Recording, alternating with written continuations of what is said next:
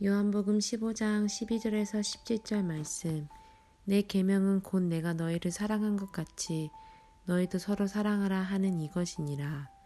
사람이 친구를 위하여 자기 목숨을 버리면 이에서 더 큰 사랑이 없나니 너희가 나의 명하는 대로 행하면 곧 나의 친구라.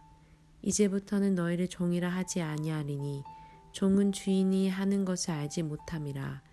너희를 친구라 하였노니 내가 내 아버지께 들은 것을 다 너희에게 알게 하였음이니라. 너희가 나를 택한 것이 아니요 내가 너희를 택하여 세웠나니 이는 너희로 가서 과실을 맺게 하고 또 너희 과실이 항상 있게 하여 내 이름으로 아버지께 무엇을 구하든지 다 받게 하려 함이니라. 내가 이것을 너희에게 명함은 너희로 서로 사랑하게 하려 함이로라. 오늘 말씀에 보면 주님께서는 사랑의 새 계명을 주셨습니다. 곧 서로 사랑하라 라고 말씀하셨어요. 주님의 절대적인 명령이므로 그 제자되고 또 백성된 우리는 반드시 이것을 지켜야 됩니다. 물론 이 계명은 우리가 지킬 수 있기에 주신 거예요. 주님께서는 당신의 제자들과 백성들을 향하여 결코 지킬 수 없는 내용의 명령을 내리시거나 또는 터무니없고 이상한 내용의 교훈을 말씀을 주시지 않습니다. 때론 하나님께서 친히 모범을 보이심으로 그 모범에 기초하는 교훈을 주시고 또 말씀을 주시고 때론 감당할 수 있는 능력과 행할 수 있는 지혜를 주시면서 이런 계명을 실천토록 요구하셨습니다. 오늘 말씀에서도 보면 주님은 무턱대고 서로 사랑하라 라고 하시지 않았어요. 내가 너희를 사랑한 것 같이 너희도 서로 사랑하라 라고 말씀하고 계십니다. 그렇습니다. 우리가 서로 사랑할 수 있고 또 마땅히 서로 사랑해야 하는 것은 예수님께서 먼저 우리를 사랑하셨기 때문이에요. 그리고 우리는 그 사랑에 기초해서 서로를 사랑해야 된다라는 겁니다. 그렇다면 예수님께서는 우리에게 어떤 사랑의 모범을 보여주셨습니까? 예수님께서는 우리를 위해 자기의 생명을 흔쾌히 버리실 정도의 큰 사랑으로 우리를 사랑하셨어요. 곧 우리를 죄에서 구원하시기 위해 십자가에서 당신의 생명을 기꺼이 내어놓으신 것입니다. 사실 세상에서는 친구를 위해 자기 목숨을 버리는 것이 최고의 사랑으로 여겨집니다. 그런데 그리스도 예수께서 우리에게 보여주신 그 사랑은 이같이 사람들 사이에서 최고라고 인정되는 친구를 위한 희생의 사랑보다 더 고결하고 아름답다고 해야 옳을 것이에요. 왜냐하면 예수님께서는 친구를 위해서라기보다 오히려 벌레보다 못한 우리 죄인들, 아니 원수 같은 우리들을 기꺼이 위해서 당신의 생명을 버리셨기 때문입니다. 정녕 우리가 이 큰 사랑을, 크신 사랑을 마음속 깊이 받아들이고 날마다 이 놀라운 사랑을 체험하는 자라면 우리는 우리 형제와 친구들을 위해서 즐거이 생명을 버릴 수 있기까지, 그리고 그들을 위해 우리의 가장 소중한 것도 아낌없이 줄 수 있기까지 서로를 사랑할 수 있어야겠습니다. 또 13절을 보면 주님께서는 사람이 친구를 위해 목숨을 버리는 것보다 더 큰 사랑이 없다라고 말씀하셨어요.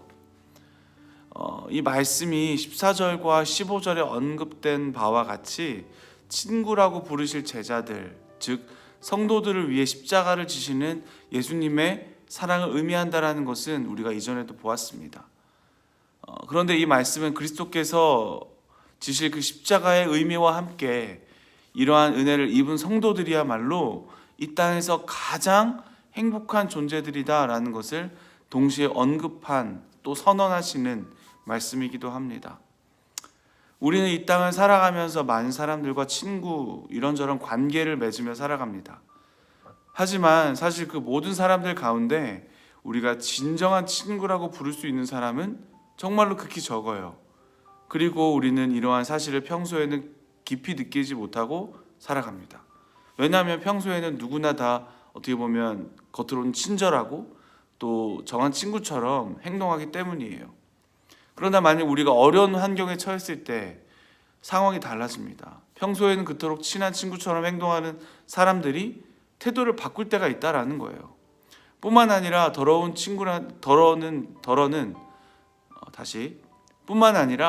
더러는 친구의 관계를 이용하여서 결정적인 순간에 고통을 안기는 자들 또한 있습니다. 그럴 때 우리는 끝까지 나와 함께 있어줄 친구가 과연 누구인가? 라는 질문을 던지게 되며 외로움에, 고독에 빠지게 돼요.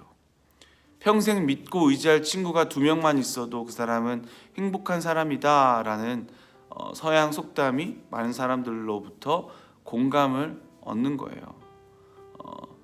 오늘 말씀을 보면 주님께서는 친구인 너희들을 위해 내가 십자가를 진다 라고 말씀하고 있습니다. 더구나 이렇게 말씀하시는 이분은 우리에게 어떤 가치나 혹은 이용할 것이 있어서가 아니라 오히려 가장 무가치하고 빈곤한 존재이기에 이토록 희생을 하시는 거예요. 이분 역시 우리처럼 낮고 보잘것없는 존재이기에 우리를 친구라고 부르는 것입니까? 아닙니다. 이분은 감히 우리가 쳐다볼 수조차 없는 존귀하고 그 누구와도 비교할 수 없는 거룩한 하나님의 아들이에요. 그럼에도 불구하고 언제나 우리가 부르면 달려오시고 우리의 어떠한 이야기도 들어주시며 도와주시는 분이라는 겁니다. 이러한 친구를 둔 성도들은 얼마나 복된 자들입니까? 세상에 이처럼 진실하고 귀한 친구를 둔 사람이 과연 우리들 외에 누가 있다라는 말씀입니까?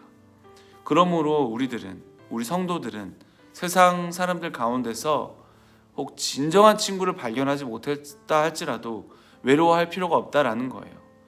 지금 이 세상의 그 어떤 친구와도 비교할 수 없는 귀하고 진실한 친구와 우리는 교제하고 있기 때문입니다. 실로 성도, 그리스도인이 된다라는 것은 이처럼 가장 행복한 존재가 된다는 것과 똑같습니다. 이것을 기억하고 오늘도 친구 되신 그 하나님을 의지하고 친구 되신 그 예수님만 붙들며 살아가는 가장 행복한 사람들, 청년들 다 되시기를 소원합니다. 기도하겠습니다.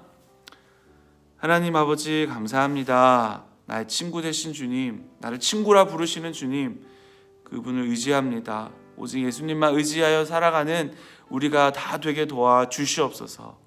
감사합니다. 예수 그리스도의 이름으로 기도합니다. 아멘.